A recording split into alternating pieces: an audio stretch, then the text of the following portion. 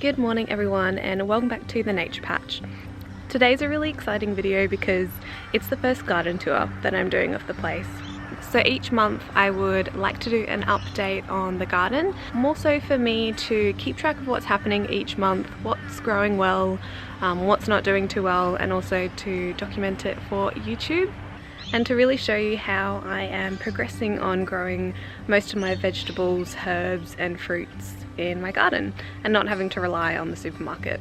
Well, it got down to about 4 degrees last night, which I know isn't too cold for some of you, but for me in southeast Queensland, getting a bit chilly. So I'm going to put my tea down on my trusty tea spot and then I will show you the garden. Okay, so this is an overview of the garden at the moment.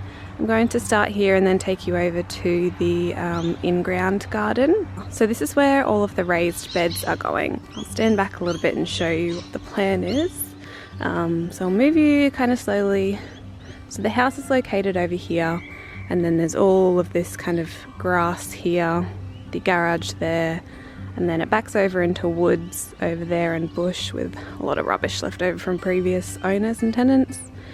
And then this is going to be my veggie patch. The plan is to have a few more raised beds, 2 on either side coming out here, the same size as this one here. And this is going to be where a lot of my spring and summer veggies are going, like tomatoes, cucumbers. I want to plant lots of zucchini, lots of capsicums, and have different raised beds for all of those. So currently things are looking a little slow because I'm sowing seeds every week or so, just trying to get more and more in the garden as space becomes available. So I've filled these beds using the hugelkultur method, or kind of like the lasagna laying method, where I've laid it with lots of dry and wet materials to then get up to a thick mulch layer, in which I then put compost over that and plant into that. So we'll start over here. This bed here has got some little parsley seeds that are growing. You can see that little one there. These are curly parsley, and there's just some little baby ones growing over there, and they're growing pretty slow because it is winter. They're not too happy, but they'll get there slowly. And then as we move up here is the Mediterranean bed. So this is where I've got a lot of my thyme, some lavender, sage, another big lavender. So these lavenders here I actually took from cuttings from one of my other lavender plants. This needs a good mulching and a good dollop of worm casting, so that's what I'll be doing soon. And then we'll move over to the last one. This is my gorgeous parsley bed, and then over here is my warrigal greens. You need to blanch this in some boiling water for 20 seconds or so, as it does contain some more harmful oxalates, as a lot of some spinaches do. So that was all of that bed in there, those 2 beds in the parsley. We'll go do this bed and then the veggie pot as well, and show you what else is growing. So moving on from these is my first bed that I put together using the hugelkultur and lasagna laying method. So in here I've got lots of little dwarf peas coming up. They're just about to reach this little trellis that I've put up, and behind them is a row of sweet peas as well. So they'll provide a little bit of some colour and just look kind of pretty in the garden, I suppose, which is also one of my goals. And then in here I've also planted a row of pak choi, some 2 borage plants, just because I do want some nice flowers for the bees. And then I've also got 2 rows of Chinese broccoli, which is pretty much the only broccoli that I can grow here. We don't really get like a really intense winter at all. Our daily maximum the other day got up to about 27 degrees, so that is what we're dealing with in winter. And broccoli just hasn't been liking it here. I tried to grow some from seed and it just didn't like it. So the Chinese broccoli is a bit more of an Asian version, and it has really thin spikes of broccoli that come out, but you can eat the whole plant and it tastes a little bit like broccoli, the leaves and the flowers and the little broccoli sprouts too. So that's what I'm growing there in place of like the Calabrese broccoli, which just isn't going to cut it here. I also have a row of lettuce coming up. I've got green lettuce, and then I planted a row of red lettuce, but whenever I planted the red lettuce, it just hasn't come up. So I don't think the seeds were as viable as the green. So I think when these get a little bit bigger, I'm going to just transfer some over onto that side, or plant some baby cos lettuce there too. And then I've got a row of silver beet, which is doing really well. And this is the a golden variety of silver beet. So then moving over to the veggie pot. So in here I'll just do a quick overview. Things aren't growing too fast just because it doesn't get too much sun here, but as the days get longer they'll get more sun. I've got 2 rows of rocket down there, a row of radishes, some beetroots and turnips. And then over from that I've got a pot of red carrots, and they're doing okay. I've never actually grown carrots before and I've never had too much luck. This is the biggest that I've got them, so we'll see how they go. They've started growing quite a lot more now, but yeah, we'll see how they go in a month or two. And then backing over from the veggie pot, I've got my pile of compost, which I'm going to turn today. That's been going really well. It has shrunk down a little bit, so I'm happy with how that's going, and I'll turn it a few times every few weeks, and then it should be good to use. And then moving over to the large wooden bed. Everything's happening over here. So moving over to the corner, I've got some really nice nasturtiums that I've put in, and these are just going to hopefully overflow out of there and provide some nice flowers and protect from some bugs around here. And then this is all space that I'm going to be planting my kale and more lettuces in. And over the back there I've got some sugar snap peas that are going to grow up this trellis. And in the rows here I've got pak choy, beetroot, two lots of beetroot because we love beetroot, and some radishes.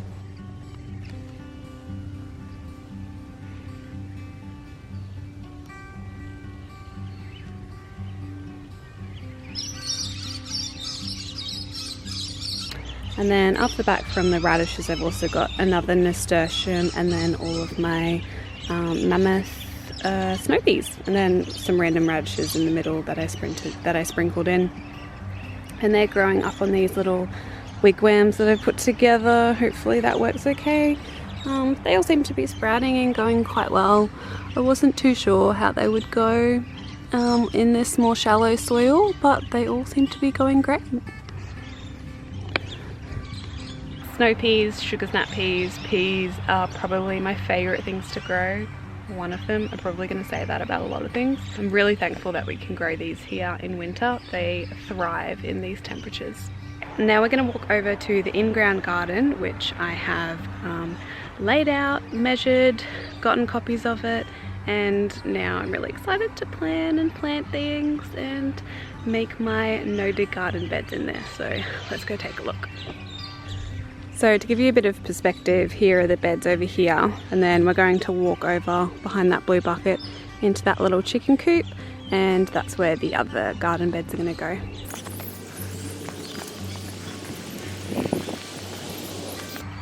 Perfect spot for the tea. Wow, amazing.